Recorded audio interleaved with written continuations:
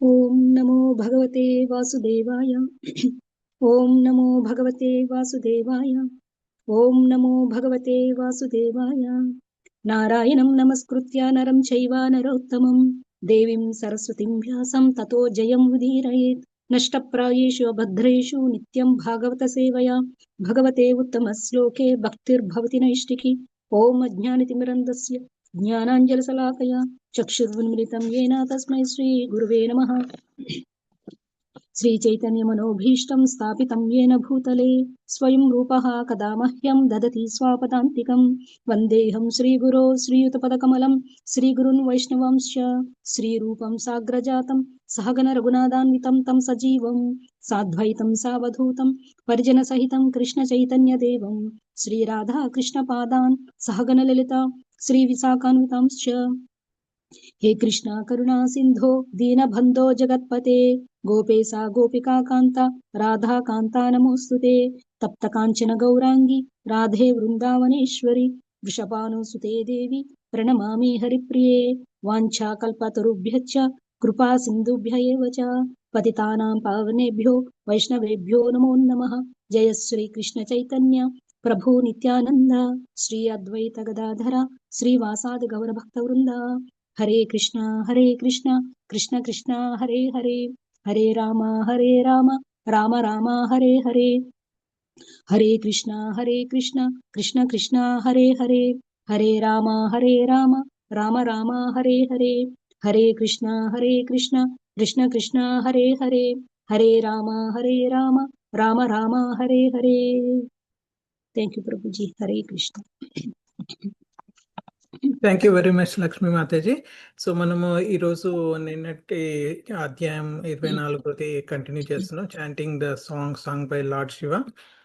అందులో 20, 21, 22 సముద్రం ఉపవిస్తీర్ణం అపశ్యన్ సుమహత్ స్వరః మహాన్మన ఇవ స్వచ్ఛం ప్రసన్న శలీలాశయం నీలరక్త ఉత్పలాంభోజ కహ్లాదేంద్రీవరకరం హంససారస చక్రవాహ్య కారండవ నికూజితం మత్త భ్రమర సౌస్వర్య వృష్ణరోమలతాంగ్రిపం పద్మకోశరజో దిక్షు విక్షపత్ పవనోత్సవం. లక్ష్మీ మాతాజీ మీ ఈ 3 శ్లోకాలు ట్రాన్స్లేషన్ పర్పోర్ట్ చేద్దాం. ఈరోజు శ్రీమద్ భాగవతం చతుర్థ స్కందం అధ్యాయం 24 టైటిల్ శివగీతం. శివగీతం నుండి 20, 21, 22 శ్లోకాలు చేసుకుంటాం. 27 శ్లోకం. స సముద్రం ఉపవిస్తీర్ణం అపశ్యన్ సుమహత్సరః మహాన్మనః ఇవ స్వచ్ఛం ప్రసన్న సలిలాసయం. ఆ రీతిగా ప్రయాణించుచు ప్రచేతసులు మహాసముద్రమును పోలిన ఒక గొప్ప సరోవరమును చూచుట తటస్థించెను. ఆ సరోవర జలము మిగుల ప్రశాంతంగా ఉండి మహాత్ముని మనస్సు వలె ఉండెను. దాని అందలి జలచరములు అట్టి సరోవరమును ఆశ్రయించి ఉన్నందుకు సుఖశాంతులతో ఉన్నట్లుగా గోచరించినవి. స సముద్ర అను పదమునకు సముద్రమునకు దగ్గరగా అని భావం. సరోవరము సముద్రమునకు దగ్గరలోనే ఉండుట వలన అఖాతము అనగా సముద్ర శాఖ వలె ఉండెను. ఇంచుమించుగా అనటి భావము కలిగిన ఉప అను పదమును అనేక విధములుగా వాడవచ్చును. ఉదాహరణకు ఉపపతి అనగా ఇంచుమించుగా భర్త అని, అనగా భర్త వలె వర్తించుచున్న ప్రియుడును సూచించును. ఉప అనటి పదమునకు ఘనమైనది, చిన్నది లేదా దగ్గరలో ఉన్నది అనొచ్చు కూడా అర్థములు కలవు. ఈ విషయములను అన్నింటినీ పరిగణించినచో ప్రయాణమున ప్రచేతసులు గాంచిన జలాశయము నిజమునకు ఒక పెద్ద అఖాతము లేదా సరోవరమై ఉన్నది. తరంగములతో నిండియుండి సముద్రము వలె కాక ఆ జలాశయము ప్రశాంతంగా ఉండెను. దాని అందలి నిర్మలమైన జలము మహాత్ముని మనస్సును పోలియుండెను. జ్ఞానులు, యోగులు, భక్తులు అనడి ఆధ్యాత్మికులందరూ మహాత్ములే, కాని వారి దర్శనము దుర్లభము. మహాత్ములైనట్టి యోగులను, జ్ఞానులను చూడవచ్చునేమో గాని నిజముగా మహాత్ముడైన విశుద్ధ భక్తుణ్ణి అనగా పూర్తిగా భగవంతునికే శరణజొచ్చిన వానిని కనుగొనుట అత్యంత దుర్లభము. స మహాత్మ సుదుర్లభ అని భగవద్గీతలో చెప్పబడింది.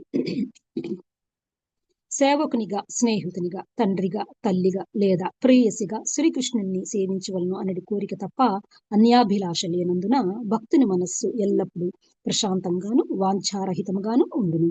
శ్రీకృష్ణుని సాహచర్యం వలన అతడు ఎల్లప్పుడూ శాంతముగా ఉండును. జలాశయమునందలి జలచరములు కూడా శాంతముగా ఉండుట ప్రధానమైన విషయం. భక్తునికి శిష్యులైన వారు ఒక మహాత్ముని ఆశ్రయించినట్టు వారు కనుక పరమశాంతులుగానై భౌతిక జగత్తు తరంగములతో కలతకు గురికాకుందురు. ఈ భౌతిక జగత్తు తరచుగా అవిద్యా సాగరమని వర్ణించబడును. అటువంటి సముద్రములో ప్రతిదియు విచలితమై ఉండును. మహాభక్తుని మనస్సు కూడా సముద్రమును లేదా గొప్ప సరోవరమును పోలియుండును. కానీ దానిలో విక్షోభము ఉండదు. భగవద్గీత యందు తెలుపబడినట్లు వ్యవసాయాత్మిక బుద్ధిరేకేహ కురునందన. భగవత్ సేవలో స్థిరచిత్తులైన వారు దేని చేతను కలవరపడరు. యస్మిన్ స్థితోన దుఃఖేన గురునాపి విచాల్యతే అని కూడా భగవద్గీతలో తెలుపబడింది. జీవితంలో కొన్ని ఎదురు దెబ్బలు తగిలినను భక్తుడు ఎన్నడను కలత చెందడు. కనుక మహాత్ముణ్ణి లేదా పరమ భాగవతుణ్ణి ఆశ్రయించిన వాడు ప్రశాంత చిత్తుడు కాగలడు. ఈ విషయముననే చైతన్య చరితామృతం మధ్యలీలలో కృష్ణ భక్త నిష్కామ అతయేవ శాంత అని పలికినది. అన్యాభిలాష లేనందున కృష్ణ భక్తుడు ఎల్లవేళలా ప్రశాంతంగా ఉండును. కానీ యోగులు, కామ్య కర్మరతులు, జ్ఞానులు కోరికలతో నిండియుందురు. భక్తులు భగవద్ధామమునకు ఏగగోరుదురు కనుక వారికి కూడా కోరికలు ఉన్నట్లే అని ఎవరైనా వాదించవచ్చును. కానీ అట్టి కోరిక మనస్సును కలతపరచదు. భగవద్ధామమునకు ఏగా వాంఛించినను జీవితపు ఏ స్థితి ఎంతైనను భక్తుడు సంతుష్టై ఉండును. కనుకనే సరోవరము మహాభక్తుని మనస్సు వలె ప్రశాంతంగా ఉన్నదని సూచించుటకు మహాన్మనః అను పదము ఈ శ్లోకమున ఉపయోగించబడింది. 21వ శ్లోకం.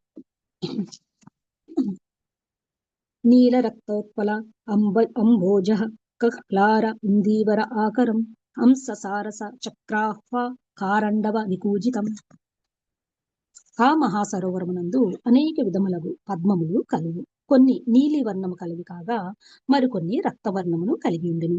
కొన్ని రాత్రి వికసించినవి, మరికొన్ని పగలు వికసించినవి. ఇందీవరముల వంటి ఇంకొన్ని సంధ్యాసమయమున వికసించినవై ఉండెను. ఈ పద్మములన్నింటితోనూ సరోవరము పూర్తిగా నిండి అట్టి పుష్పములకు ఆకరము వలె గోచరించెను. అందువలన దాని తీరమున హంసలు, సారసములు, చక్రవాకములు, కారండవములు, సుందరమగు ఇతర జలపక్షులు నిలిచియుండెను. సరోవరము అనేక రకములకు పద్మములను ఉత్పత్తి చేయుచు పుష్పగని వలె గోచరించినందున ఆకారము అనగా గని అను పదము ఈ శ్లోకమున ప్రధానమైనది. కొన్ని పద్మములు పగటిపూట వికసించగా కొన్ని రాత్రి సమయమున మరికొన్ని సంధ్యా సమయమున వికసించినవి. దానిని బట్టి అవి వివిధ నామములను, రంగులను కలిగి ఉండెను.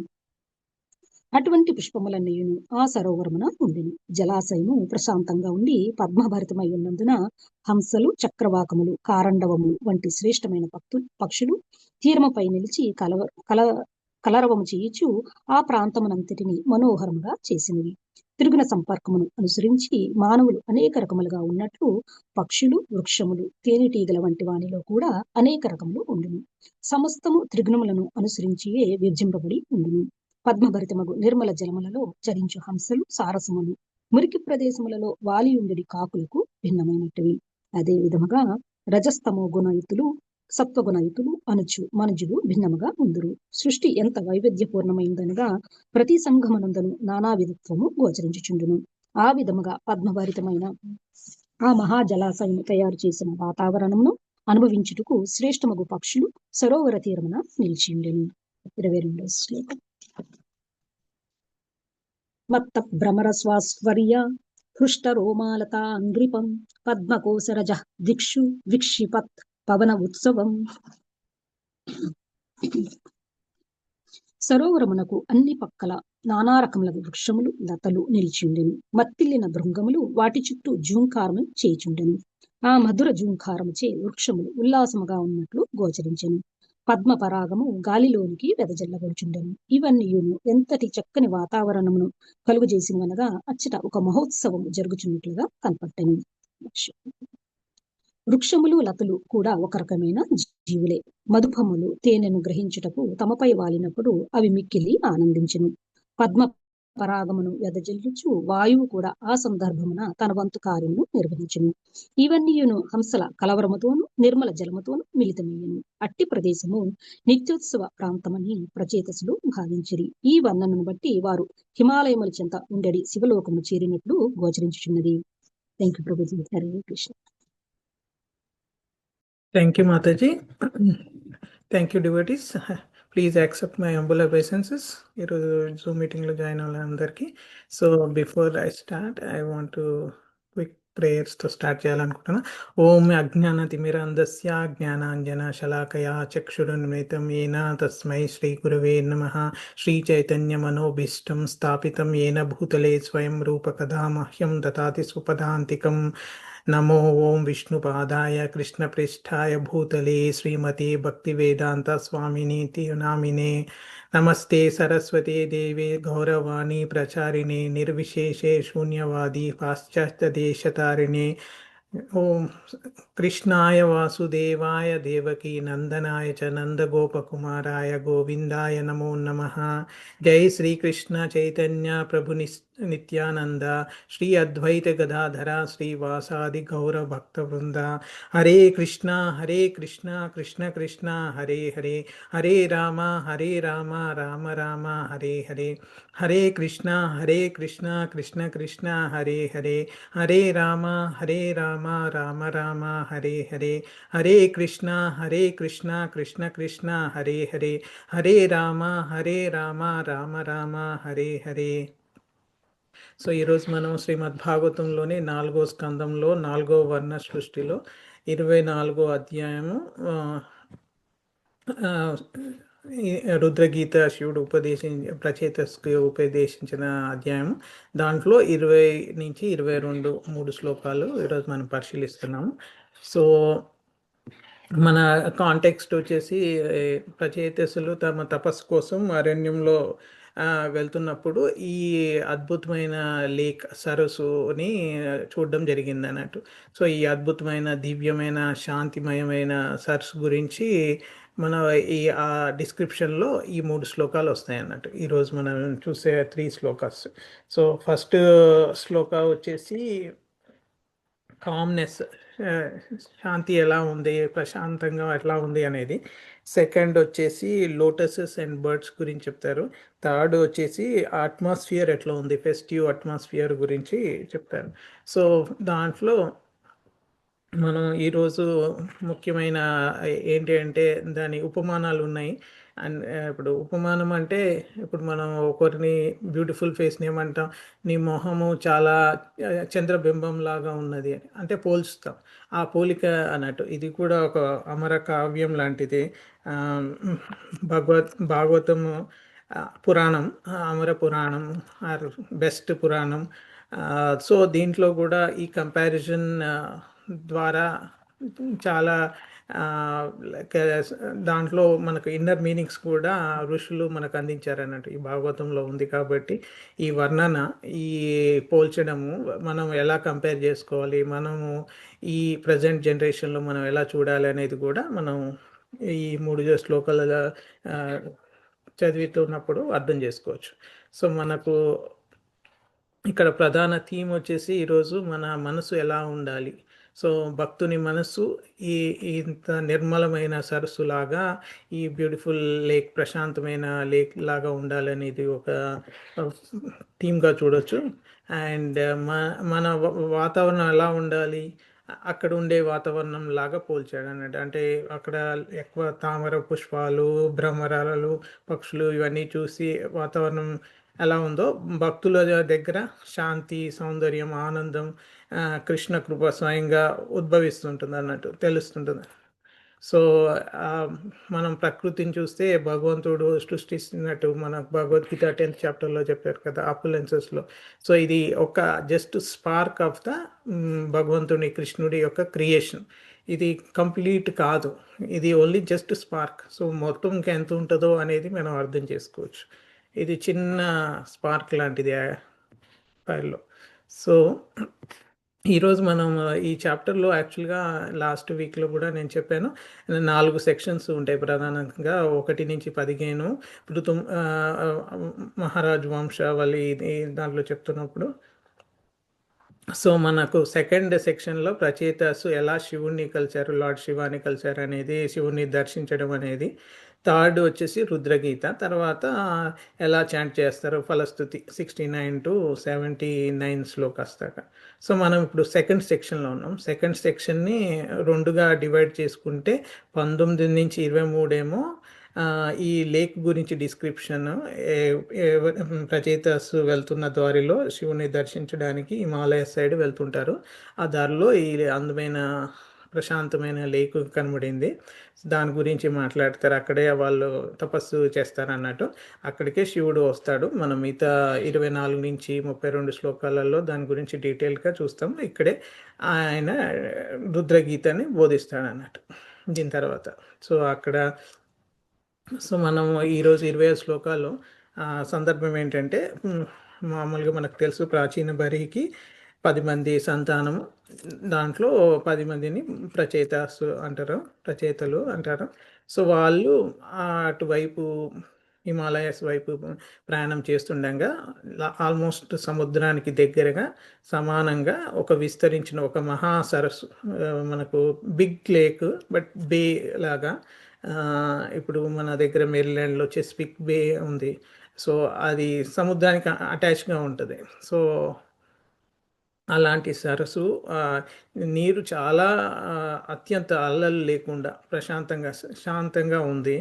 అండ్ మొత్తం ట్రాన్స్పరెంట్గా ఉంది, పారదర్శకంగా ఉంది. అంటే దాని లోపల ఉన్న అక్వాటిక్ యానిమల్స్ అన్నీ కనపడుతున్నాయి అన్నట్టు. అంత స్వచ్ఛమైన నీరు ఉంది, అంత కామ్గా ఉంది.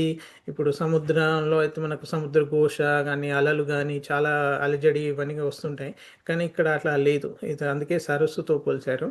బిగ్ లేక్ అని అన్నారు, నియర్ టు ద ఓషన్ అన్నారు, బే లాగా, చెస్పిక్ బే అలా అన్నట్టు ఇండియాలో. సో ఇది చాలా ట్రాన్స్పరెంట్గా ఉందన్నట్టు అందులో ఉన్న వాళ్ళు.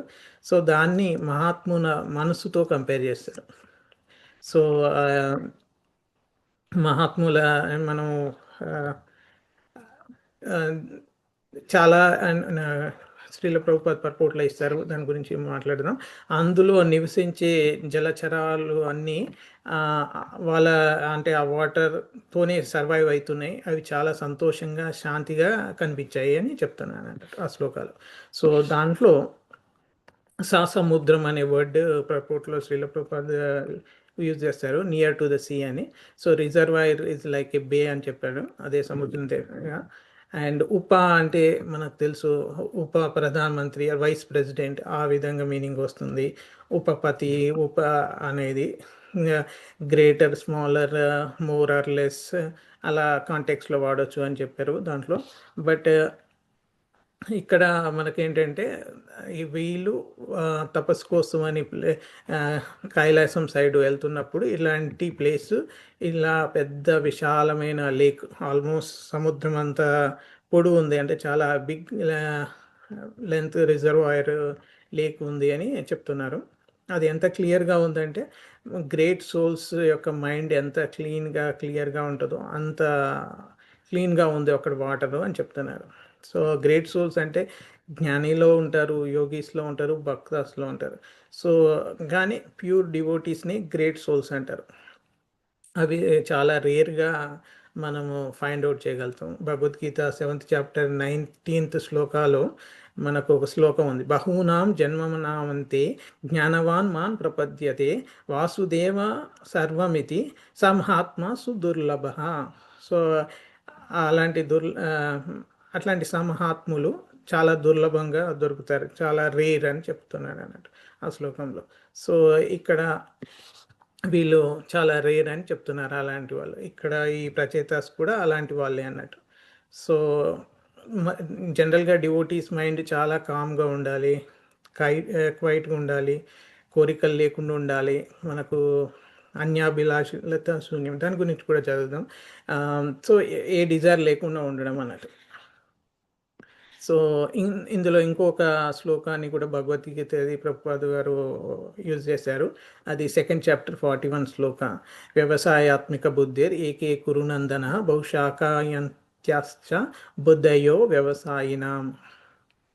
సో ఈ వ్యవసాయక బుద్ధి అంటే only one and only one agenda fixed, his mind is fixed in the service of lord అన్నట్టు. సో అది దేంతో యాజిటేట్ కాదు అని. సో ఇంకో శ్లోకాన్ని కూడా రిఫర్ చేస్తాడు 6.22లో. 22 శ్లోకాలో కూడా ఎస్మిన్ స్థితో నా దుఃఖేన గురువునపి విచాల్యతే. సో అందులో కూడా డివోటీ ఎప్పుడు యాజిటేట్ కాడు, ఎప్పుడు ఊగిపోడు. ఏదైనా రివర్సల్స్ వచ్చినా లైఫ్లో ఏదైనా పని సక్సెస్ కాకున్నా కూడా వాళ్ళు యాజిటేట్ కారు, స్టేబుల్గా ఉంటారు. సో అలాంటి గ్రేట్ సోల్ యొక్క షెల్టర్ తీసుకుంటే మన అందులో ఇప్పుడు జలచరాచులు అని చెప్పాం కదా, వాటర్లో ఉండే యానిమల్స్, అక్వాటిక్స్ అంతా ఎంత కామ్గా ఉన్నాయో మనం కూడా ప్యూర్ డివోటీ షెల్టర్ తీసుకుంటే.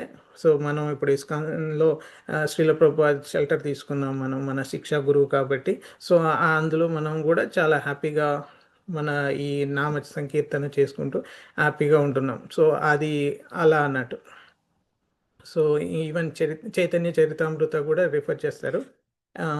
సో దాంట్లో మధ్యలీల 149 శ్లోకాలు కృష్ణ భక్తి నిష్కామ హేతవ శాంత. A devotee of lord Krishna is always peaceful because he has no desires.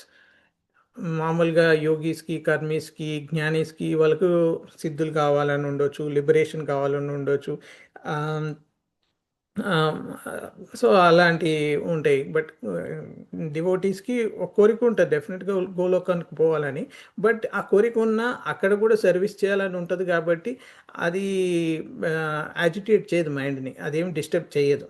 ఎందుకంటే అది మన eternal relationship with supreme personality of గాడెడ్ మనం తెలుసుకుంటాం కాబట్టి కృష్ణకి. సో మనకు ఆ కండిషన్ ఉన్నా కూడా, ఆ కోరిక ఉన్నా కూడా అది మనకు డిస్టర్బ్ చేయదు మైండ్ని అని చెప్తున్నాడు అన్నట్టు. సో సో అక్కడ మహన్ మనహ అని ఉంది, మహాన్ మనహ. సో అది ఏంటంటే పెద్ద రిజర్వాయర్ ఆఫ్ వాటర్, చాలా కామ్గా క్వైట్గా ఉన్న డివోటీతో పోల్చారు అన్నట్టు. సో మనం ఇందులో ఎలా అర్థం చేసుకోవాలి అనేది చూస్తే ప్రకృతి వైభవం ఎంత గొప్పదో చూపించడానికి మైత్రేయ ఋషి యాక్చువల్గా లాస్ట్ శ్లోక 19th శ్లోకా నుంచి చెప్తున్నారు. విదురుడు అడిగిన క్వశ్చన్స్కి ప్రచేతాస్కి శివుడి దర్శనం ఎలా లభించిందని. బికాజ్ శివుడి దర్శనం లభించడం మానవులకు చాలా కష్టం. సో అలాంటిది ఎలా దర్శనం వచ్చిందని పరమ వైష్ణవుడైన శివుడు దర్శనం గురించి చెప్తుంటే ఈ శ్లోకాస్ వస్తున్నాయి. సో దాంట్లో మనం ఎలా చూడాలి అని చూస్తున్నాం. సో మనకు అర్థమైంది, సరస్సు అంటే మహాత్ముని మనసుకి ఉపమానంగా చెప్పారు. మహాన్మన ఇవ స్వచ్ఛం అంటే నిర్మలమైనది, కదిలిక లేకుండా అంటే మోషన్ లేకుండా ప్రశాంతంగా ఉన్నది. అలాంటిది మహాత్ముల మనసు అని చెప్తున్నారు. సో వాళ్ళకు బయట ఫిజికల్ డిసెబిలిటీస్ ఉండొచ్చు, కానీ అన్నిటి నుంచి వాళ్ళు విముక్తి అయి ఉంటారు. అంటే వాళ్ళు ఇంటర్నల్గా వాళ్ళు చాలా పీస్ పొంది ఉంటారు. సో మనసు చాలా సో వాళ్ళకు ఈ కామ, క్రోధ, లాభ ఇవన్నీ ఇట్లాంటి అలజడి ఉండయి అన్నట్టు వాళ్ళకు. అలాంటి ఓన్లీ కంప్లీట్ కృష్ణ నామస్మరణలోనే నిండి ఉండి స్థిరమైన చిత్తం కలుగుతుంది అన్నట్టు వాళ్ళకు. సో అది మనం ఆ విధంగా అర్థం చేసుకోవాలి.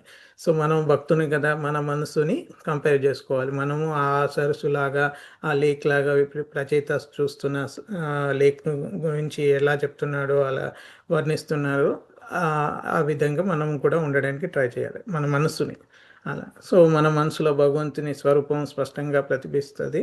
సో ఆ విధంగా మనం మన భక్తిని కంటిన్యూ చేయాలి. అండ్ ప్రసన్న సలీలాశయం అంటారు. అంటే ఇప్పుడు మనం చూసాము ఆ లాస్ట్ లైన్లో. సో జలచరాచుల ఆనందంగా ఉంటాయి అన్నట్టు, అలాంటి ప్యూర్ డివోటీస్ మధ్యలో అన్నట్టు మనసు అంత నిర్మలంగా ఉంటుంది కాబట్టి, సో అవి చాలా సంతోషంగా ఫియర్లెస్గా కనిపించాయి అని. సో మనకు కూడా ఇప్పుడు మన గురువులు స్పిరిచువల్ మాస్టర్స్ని, pure devotees, Prabhupada direct disciples ఉన్నారు. సో వాళ్ళ ఆశ్రయంలో షెల్టర్ పొంది ఇనిషియేషన్ తీసుకున్న వాళ్ళు ఆ, చాలా భద్రత, శాంతి, ఆనందం అనుభవిస్తుంటారు. సో ఆ, సో అది అని చెప్తున్నారు ఇక్కడ. సో మనం ఆ విధంగా అర్థం చేసుకోవాలి. నాకు అంత అవకాశం రాలేదు, బట్ కృష్ణుడి కృపతో త్వరగా వస్తుందని ఆకాంక్షిస్తున్నాను. సో భగవంతుని భక్తుడికి ఆల్వేస్ లోపల భగవంతుడు ఉంటాడు కాబట్టి ఆయన ఈ ఆ, ఈ అంటే బయట ఉండే ఈ కలతలు కానీ ఇవన్నిటి నుంచి ఆ, మనకు ఉపశమనం ఇస్తుంటాడు సూపర్ సోల్. సో ఆయన దగ్గరుండి యోగక్షేమం వహామ్యం అంటారు కదా. సో ఆయన చూసుకుంటాడు కాబట్టి మనకు బయట మెటీరియల్ డిస్టర్బెన్సెస్ ఇవన్నీ తగ్గిపోతాయి. సో మనం భక్తి మంచిగా స్టడీగా కంటిన్యూ చేస్తే వీల్ ప్రోగ్రెస్ ఇన్ ద భక్తి, అండ్ మనకు బయట మెటీరియల్ మాయా నుంచి కొంచెం రిలీఫ్ దొరుకుతుంది అన్నట్టు.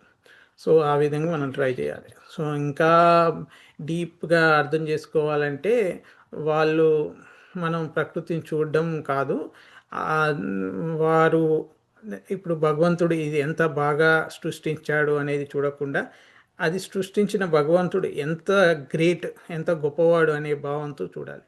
సో ఇవన్నీ ఇంత బ్యూటిఫుల్ థింగ్స్ బయట క్రియేట్ చేస్తున్నానుకో, ఇప్పుడు అది మనకు కావాలని కోరుకోవద్దు. ఆహా కృష్ణుడు ఎంత బాగా క్రియేట్ చేశాడు, కృష్ణుడు ఎంత గ్రేటు అనే ఫీలింగ్ రావాలి. మంచి వజ్ర వైడూర్యాలు చూసిన, లేకపోతే మంచి బ్యూటిఫుల్ క్రియేషన్ చూసిన, ప్రకృతిలో ఉన్నాయి చూస్తుంటే మనకు ఆ విధమైన కోరిక కలగాలి.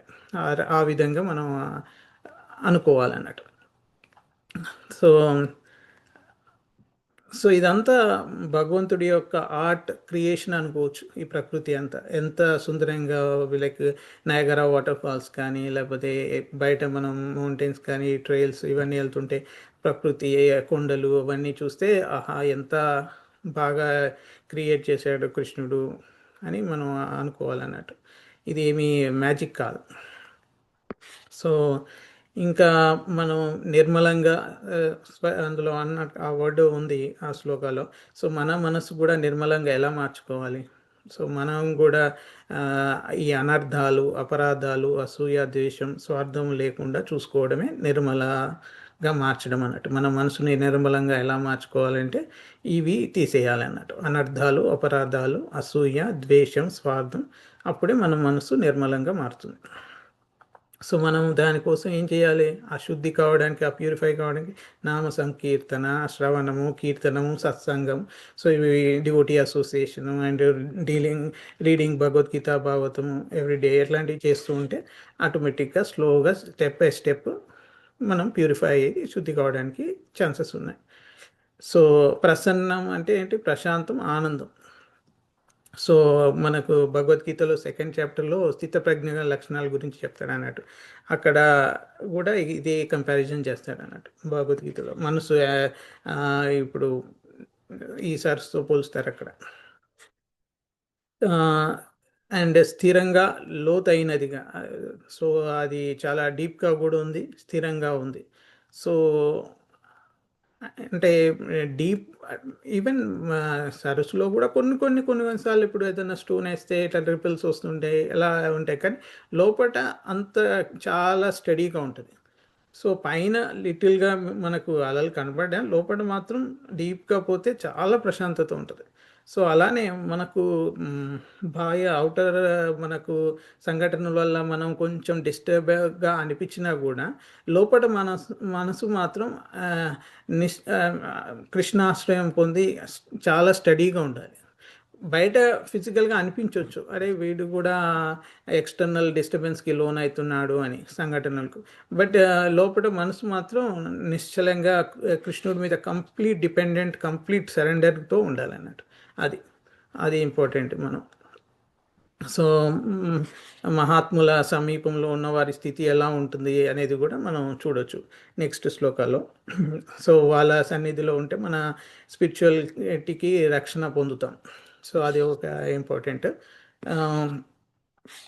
తర్వాత నెక్స్ట్ శ్లోక 21 శ్లోకాలో చూస్తే ఆ సరస్సులో నీలం, ఎరుపు, తెలుపు, పసుపు వంటి అనేక ఆ, రకాల తామర పుష్పాలు కనబడినాయి. అంటే వాళ్ళు ఒక్కొక్క దాన్ని వికసించే టైం డిఫరెంట్గా ఉంది. ఒకటేమో మార్నింగ్, ఒకటేమో రాత్రి, ఒకటేమో సాయంత్రం, అలా ఎప్పుడు చూసినా ఈ విచ్చి ఉన్న పూలు కనబడుతున్నాయి అన్నట్టు ఆ సరస్సు. సో అది తామరల గనిలాగా ఒక ఇప్పుడు మనం మామూలుగా గోల్డ్ మైన్స్ అంటాం కదా, అట్లా కోల్ మైన్స్ అలా ఉంటాయి. కానీ అలా అన్ని తామర పూలు అలా కనబడుతున్నాయి అన్నట్టు. సో దాని మీద హంసలు, సారసాలు, చక్రవాకులు, కారణండవాలు వంటి శ్రేష్టమైన జలపక్షులు తమ మధుర స్వరాలతో ఆ ప్రాంతాన్ని మరింత సుందరంగా చేస్తున్నాయి. సో కారండవాస్, చక్రవాకాస్ అని అయితే ఇంగ్లీష్లో ఉంది. హంసలు అంటే స్వాన్స్ మనకు తెలుసు. లైక్ హంసల గురించి, దాని గురించి కూడా తర్వాత మాట్లాడుకుందాం. సో సో ఇక్కడ ఒక వర్డ్ ఉంది, ఆకారం. అంటే ఈ లోటస్ తామరుల తామర లోటస్ ఫ్లవర్స్ యొక్క మొత్తం ఒక ఫ్లవర్డ్ గార్డెన్ లాగా, ఒక గని లాగా కనపడుతుంది అన్నట్టు. సో అంత తామరాకులతో తామర పుష్పాలతో నిండిపోయి ఉంది ఆ సరస్సు అంతా. సో ఒక్కొక్క దానికి ఒక్కొక్క నేమ్ ఇచ్చాడు. ఉత్పల అంటే రాత్రి వికసించే లోటస్ ఫ్లవర్స్ని ఉత్పల అంటారంట. అంబోజ అంటే పగులు వికసించే తామరులు అంట. సాయంత్రం వికసించే తామరులకి ఇందీవర అని అన్న. సో ఇక్కడ చాలా రకాల తామరుల గురించి వర్ణించాడు. సో సో ఇట్లాంటి శాంతమైన, ప్రశాంతమైన సరస్సు ఇలాంటి శ్రేష్టమైన పక్షులకు ఆశ్రయం అన్నట్టు. సో సరసాలు, చక్రవాకులు, కారణండవులు అనే ఉన్నాయి నేమ్స్. సో ఇవన్నిటి కి ఆశ్రయం ఇస్తున్నాయి అన్నట్టు ఈ సరస్సు. సో అంటే ఇప్పుడు హంసలు ఇలాంటివేమో చాలా క్లీన్ ఉన్న వాటిలో ఉంటాయి. ఇప్పుడు కాకులు ఇట్లాంటివన్నీ కొంచెం వాటర్, వేస్ట్ వాటర్ లాగా, లైక్ ఇప్పుడు మన హైదరాబాద్లో చూస్తే మూసీలో చాలా అన్క్లీన్ ఉంటుంది. కాబట్టి అలాంటి దాంట్లో ఎక్కువ ఇట్లాంటి కాకులు, ఇట్లాంటి పక్షులు ఉంటాయి అన్నట్టు. సో మనకు ఇంకోటి ఏంటంటే, జస్ట్ లైక్ మనుషులలో మెటీరియల్ మూడ్స్ ఆఫ్ నేచర్ బట్టి తామస గుణం ఎక్కువ ఉన్న వాళ్ళు, రజస గుణాలు ఎక్కువ ఉన్న వాళ్ళు, సాత్విక గుణాలు ఎక్కువ ఉన్న వాళ్ళు ఎలా ఉంటారో, ఈ ఈ జల చరాలలో కూడా అలాంటి కేటగిరీస్లోనే ఉంటాయి. అవి కూడా సేమ్ సత్వ, రజస్, తమో గుణాల్లో ఉంటాయి.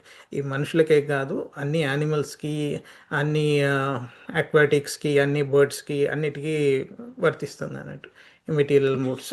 సో అందులో కూడా మంచి పక్షులు ఉంటాయి, మంచి సత్వగుణంలో ఉన్నాయి ఉంటాయి, తమో గుణంలో ఉన్నాయి ఉంటాయి అన్నట్టు.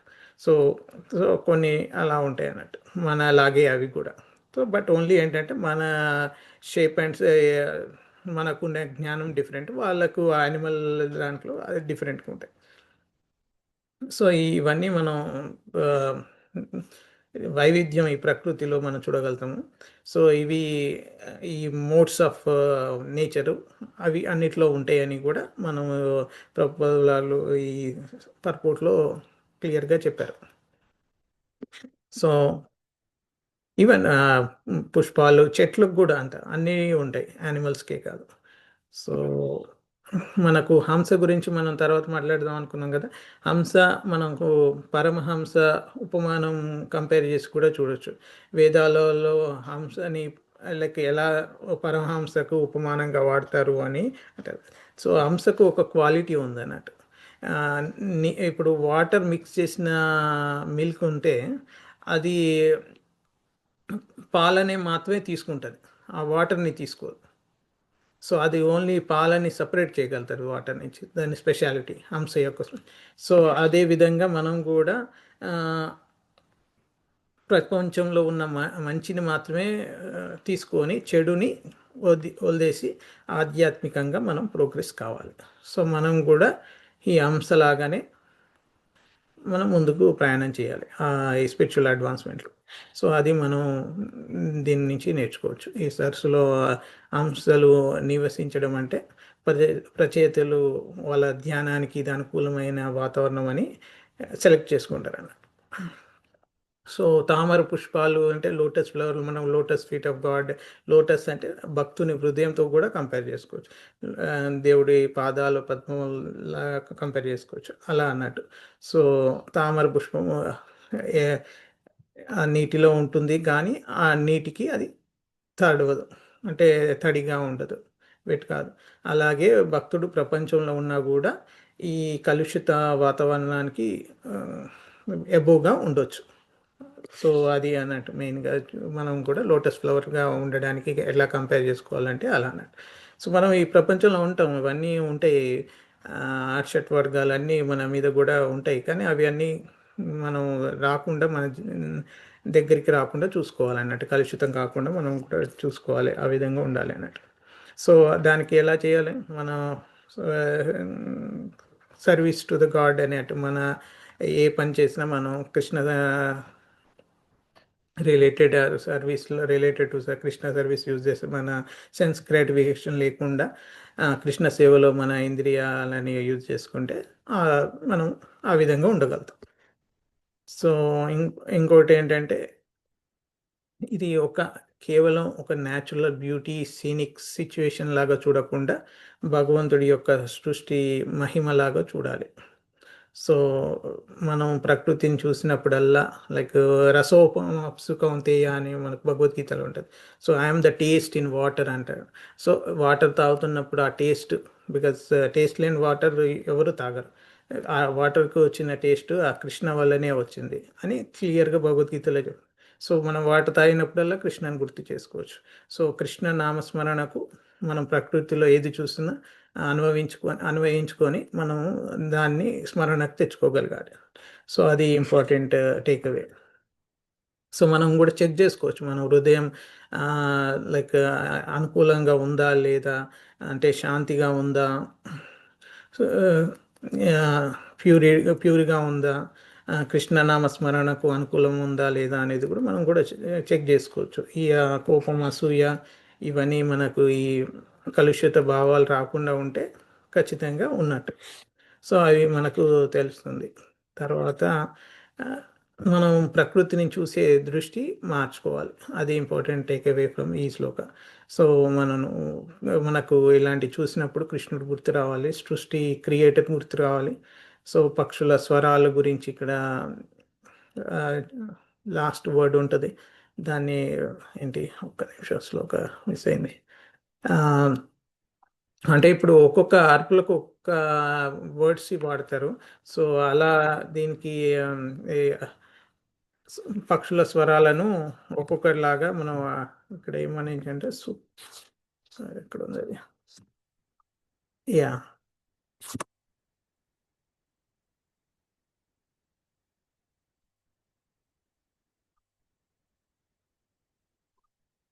నికూజితం. నికూజితం అంటే ఆ వాళ్ళ బీస్, ఆ పక్షుల లైక్ దాని మీద తిరుగుతున్న ఆ లోటస్ ఫ్లవర్స్ మీద తిరుగుతున్న దానికి సౌండింగ్ అన్నట్టు వాళ్ళ భాషలో. ఇప్పుడు కుక్కలు మురుగుతున్నాయి అంటాం, పార్కింగ్ అంటాం, మాట్లాడుతున్నాయి అన్నాం. సో ఒక్కొక్క నేమ్ ఉంటుంది కదా, నికూజితం అంటే అది అన్నట్టు.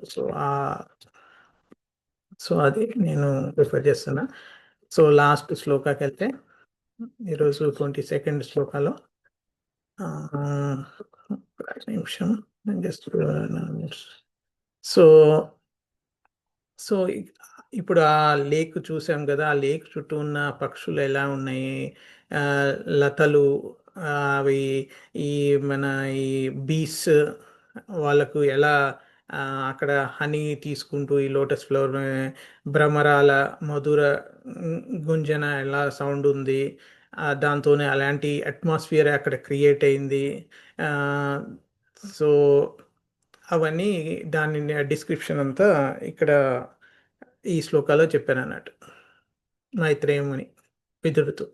సో ఒక ఉత్సాహ వాతావరణం, ఫెస్టివ్ అట్మాస్ఫియర్ క్రియేట్ అయింది మొత్తం. అనేది ఈ ట్రాన్స్లేషన్ యొక్క సందేశం. తర్వాత మనం పర్పోర్ట్ చూస్తే చిన్న పర్పోర్ట్ ఇందులో. సో వృక్షాలు లతలు కూడా ఆబ్వియస్గా అవి కూడా లివింగ్ బీయింగ్సే.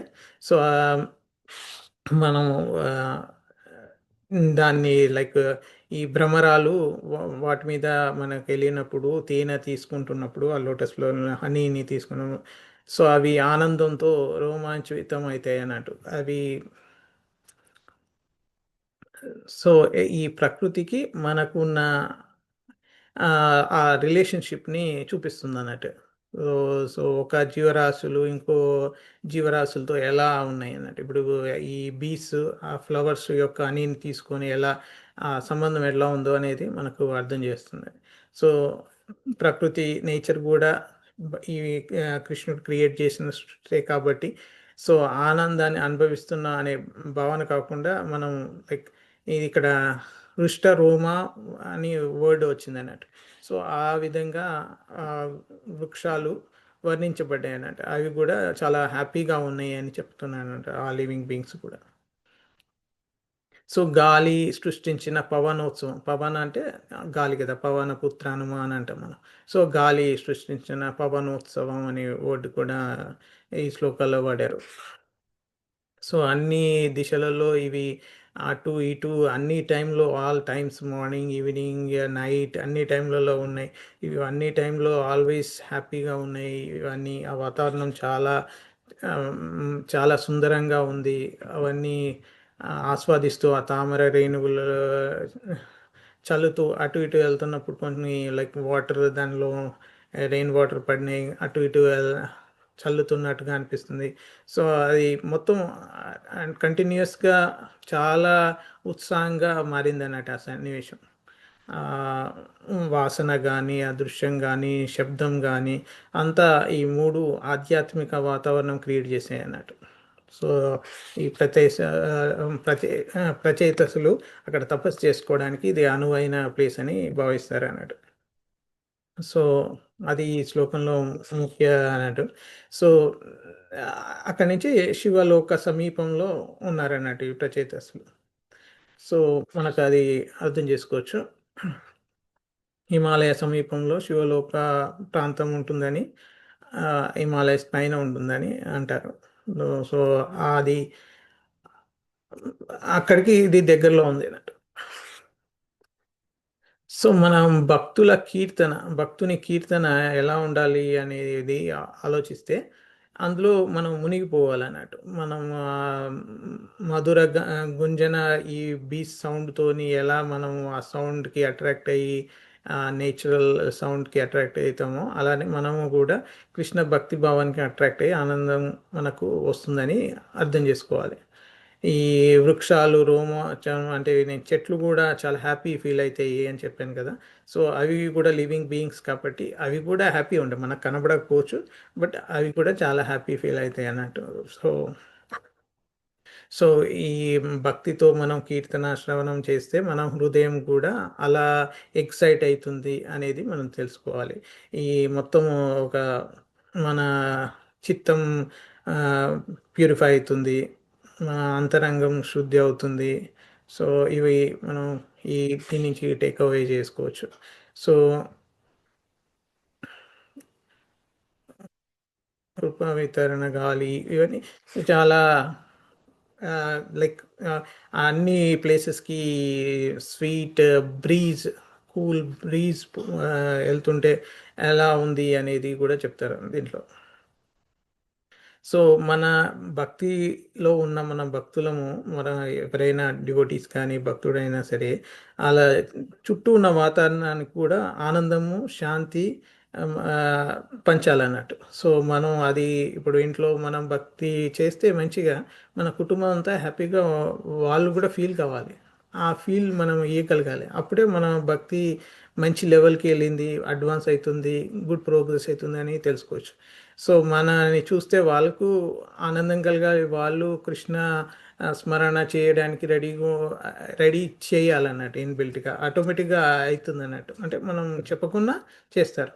సో ఆ విధమైన మనం వాతావరణం సృష్టించగలగాలి అన్నట్టు. మన చుట్టూ ఉన్నవారు ఆనందంగా ఉండాలి, శాంతిగా ఉండాలి, మన కృష్ణ కృపను వాళ్ళకు కూడా షేర్ చేస్తూ ఉండాలి. సో అది అన్నట్టు. ఎలా ఇక్కడ పవనోత్సవం అని గాలి ఎట్లా సృష్టిస్తుందో ఆ విధంగా ఫెస్టివల్. సో అలా మనం అర్థం చేసుకోవచ్చు. సో మనం ఆల్రెడీ మనం మాట్లాడుకున్నాం, ప్రకృతిని చూసే దృష్టి మారాలి. మనం కేవలం అందం చూడొద్దు, అది మన భగవంతుడి కృష్ణుడి యొక్క గ్రేట్నెస్గా చూడాలి, కృష్ణుడు గుర్తు చేసుకోవాలి. సో మనం నామ సంకీర్తన మత్తులో ఉండాలి, ఏ మునిగిపోవాలి. ఎట్లా భ్రమరాలు, అనిబీస్ తేనె మత్తులో ఉన్నట్టు మనం కూడా నామ సంకీర్తన మత్తులో మునిగిపోవాలి. సో దానికి దీనికి రిఫరెన్స్ అన్నట్టు. సో దీంట్లో మనకు చాలా రిఫరెన్సెస్ ఉన్నాయి. 56-57 శ్లోకస్ భగవద్గీతలో. దుఃఖేష్వనుద్విగ్నమనాః సుఖేషు విగత స్పృహ వీతరాగ భయక్రోధ స్థితధిర్మునిరుచ్యతే యః సర్వత్రాణాభిస్నేహస్తత్త ప్రాప్య శుభాశుభం నాభినందతి నత్వేష్టి తస్య ప్రజ్ఞ ప్రతిష్ఠిత. సో ఈ భగవద్గీత సెకండ్ చాప్టర్లో స్థితప్రజ్ఞ లక్షణాలు మనస్సు గురించి చెప్తున్నాను. సో ఆ విధమైన నిర్మలత, కామ్నెస్ మనకు ఉండాలి అని. తర్వాత 6th చాప్టర్లో 20-23 శ్లోకాలు భగవద్గీతలో కూడా ఉన్నాయి. ఒక యోగి యొక్క స్థితి ఎలా ఉండాలి, ధ్యానంలో మనసు ప్రశాంతంగా ఎలా ఉంచుకొని లోపల ఆనందం ఉద్భవించే స్థితిని ఎలా పొందాలి. సో మనం ఈ రచయితలు ఈ సరస్సును చూసినప్పుడు వాళ్ళ ఆధ్యాత్మిక ధ్యానానికి అనుకూల వాతావరణాన్ని గ్రహించారు అన్నట్టు. సో అది ఒకటి మనకు ప్రకృతి దర్శనం ఎలా ఉండాలి. 10th చాప్టర్లో మనకు చెప్తారు, యద్యద్ విభూతి మాత్ సత్వం శ్రీమద్ ఊర్జిత ఏవవా తత్ తత్ తత్ తత్ ఏవావగచ్చత్వం మమ తేజోంశ సంభవం అని ఒక శ్లోకం ఉంది. సో ఈ ప్రకృతి వైభవం అంతా కృష్ణుని తేజస్సు అని గుర్తించాలి. నేను చెప్పాను చాలా అన్నీ మనకు just spark in is Splendor, just small spark మనం చూసిందంతా. సో దాంట్లో చాలా మాట్లాడతాడు 10th చాప్టర్లో అపులెన్సెస్ గురించి శ్రీకృష్ణుడు. సో ఈవెన్ మనం ఇలాంటి వర్ణన, ప్రకృతి వర్ణన చాలా ప్లేస్లో చూస్తాం. గంగా అవతరణ టైంలో కూడా మనం అలానే ఉంది. తర్వాత ఇంకో మన బృందావన వర్ణించడంలో కూడా ఇలాంటివి వర్ణించారు.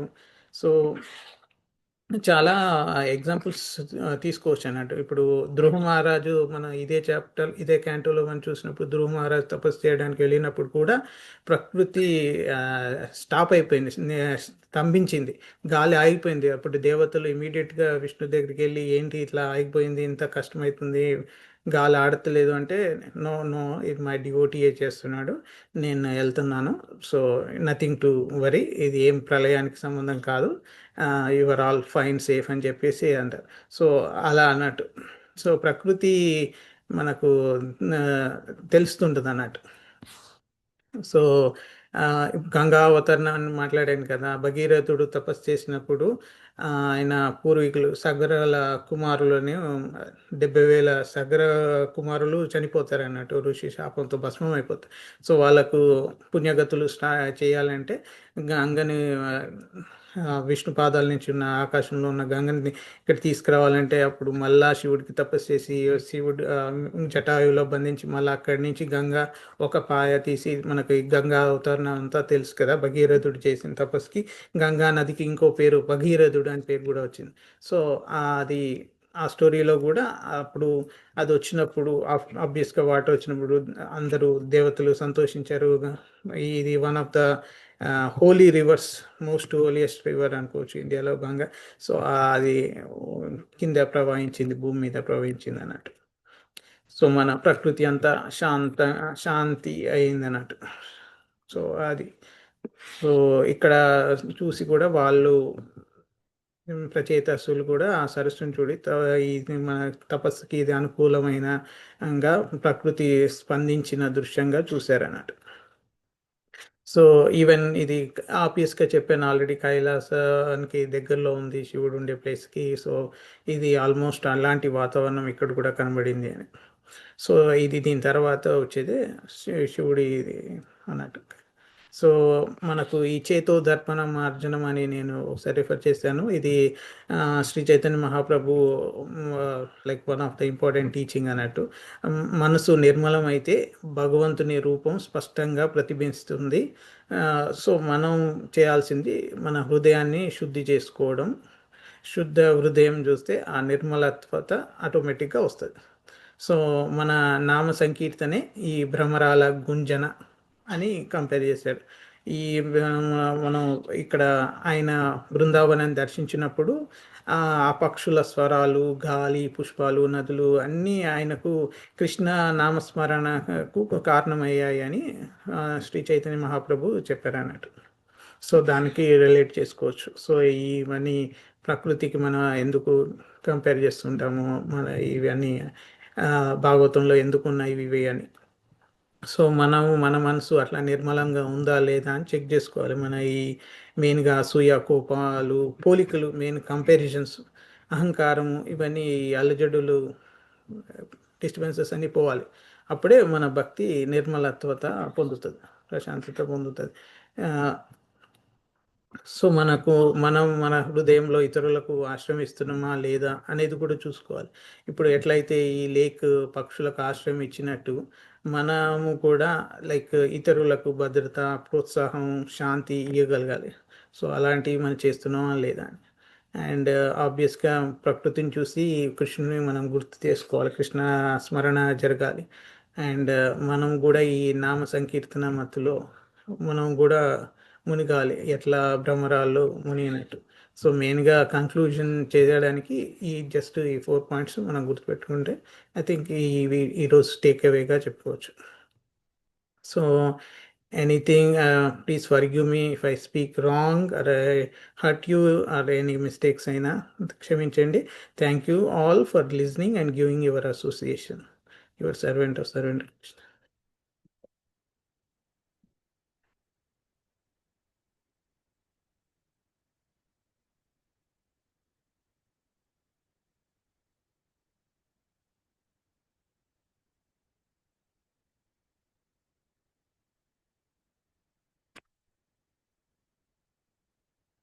సో ఏం క్వశ్చన్స్ లేకుంటే జస్ట్ మన టేక్ అవేసే మళ్ళీ నేను ఒక్కసారి just wanted to highlight again and again, because మనం ఏం నేర్చుకునేది అనేది ఇంపార్టెంట్. సో మనము మన మనస్సుని ప్రశాంతంగా ఉంచుకోవాలి. సో మనం ఈ లేక్ డిస్క్రిప్షన్ చేసినట్టు అది ఇంపార్టెంట్, మనకు చాలా ఇంపార్టెంట్. సో మనం ఎవ్రీడే మనం చేసే చాంటింగ్ మనల్ని శుద్ధి చేస్తుంటుంది, ప్యూరిఫై చేస్తుంటుంది అనేది తెలుసుకోవాలి. సో మనకి నామ సంకీర్తన అనే మత్తులో ఉండగలగాలి. సో అది చేయకుండా ఉండలేము అనే స్థితికి చేరాలి. సో ఈరోజు ఏదో మిస్సింగ్ ఫీలింగ్, నేను ఈరోజు చాంటింగ్ ఇంకా కంప్లీట్ చేయలేదు, నిజంగానే ఈరోజు నేను చాంటింగ్ ఇంకా కంప్లీట్ చేయలేదు, అది చేయాలని ఉంటుంది అది కంప్లీట్ అయ్యేదాకా.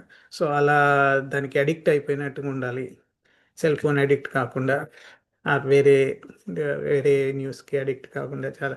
సో అది మనం ఇది పార్ట్ అండ్ పార్సల్ ఆఫ్ మన డైలీ రొటీన్లో పెట్టేసుకోవాలి అన్నట్టు. సో మనం ప్రకృతిని చూసే విధానం ఈ శ్లోకాలు చూసినాక ఈరోజు మనం మార్చుకొని కృష్ణుని గుర్తు చేసుకోవడానికి యూజ్ చేసుకోవాలి. అండ్ మనము ఇతరులకు కూడా, మన చుట్టూ ఉన్న వాళ్ళకి కూడా మనం చూసి వాళ్ళు కూడా ప్రశాంతత పొందడం, వాళ్ళు కూడా భక్తిలో ముందుకు పోవడానికి, భక్తి మార్గంలో రావడానికి ప్రోత్సాహం కలిగించేటట్టుగా, అలాంటి సెక్యూరిటీ మనం ఇచ్చేటట్టుగా ఉండాలి. సో ఇవి ఈరోజు takeaways. Thank you all. So ఎవరికి ఏం లేకుంటే I can end the call.